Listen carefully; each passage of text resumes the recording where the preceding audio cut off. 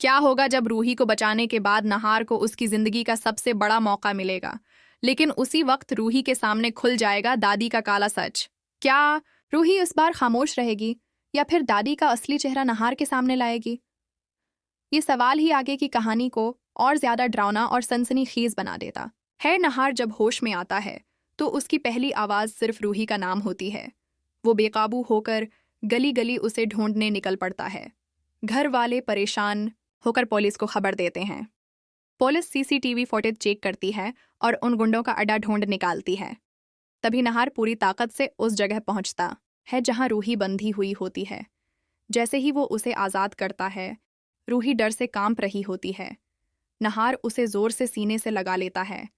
उसके चेहरे पर गुस्सा भी होता है और आंखों से आंसू भी बह रहे होते हैं। वो बार बार रूही से पूछता है कि आखिर वो कहाँ चली गई थी।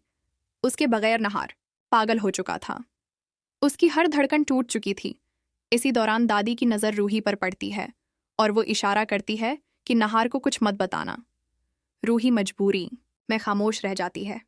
उसका दिल चीख रहा होता है मगर वो आवाज़ नहीं निकाल पाती क्योंकि दादी की आंखों में साफ धमकी दिखाई देती है।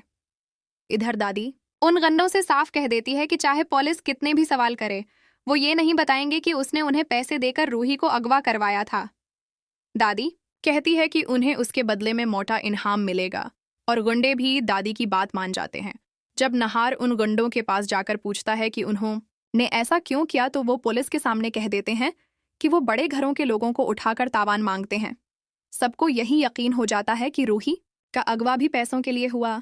घर लौटने पर नहार के वालिद उसके सामने आते हैं। वो हाथ जोड़कर कहते हैं कि अब वो अपने बेटे को मजदूरी करते हुए और जलील होते हुए नहीं देख सकते, इसलिए उसे अपने साथ चलना होगा। लेकिन नहार साफ कह देता है कि वो मजदूरी का काम छोड़ देगा मगर उस घर में कभी वापस नहीं जाएगा जहां उसे सिर्फ ताने और जिल्लत मिली।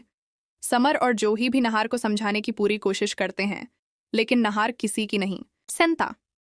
वो रूही को लेकर वापस अपने रास्ते पर चल पड़ता है।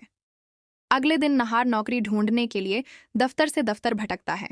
कई जगह से इनकार होने के बाद आखिरकार एक कंपनी उसके पिछले तजर्बे को देखकर उसे काम पर रख लेती है और साथ ही रहने के लिए एक छोटा सा घर भी दे देती है।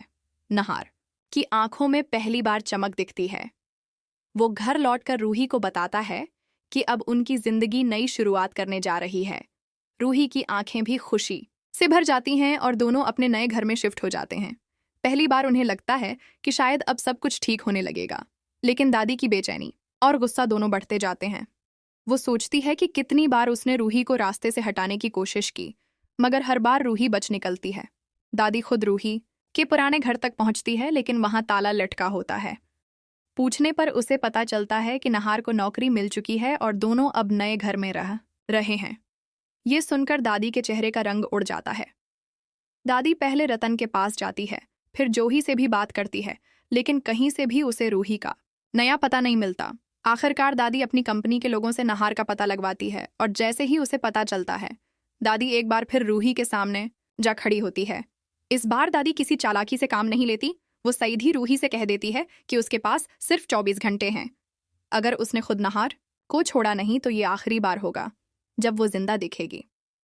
दादी साफ कहती है कि पिछली बार तो उसने सिर्फ अगवा करवाया था, लेकिन इस बार वो रूही को हमेशा के लिए खत्म कर देगी।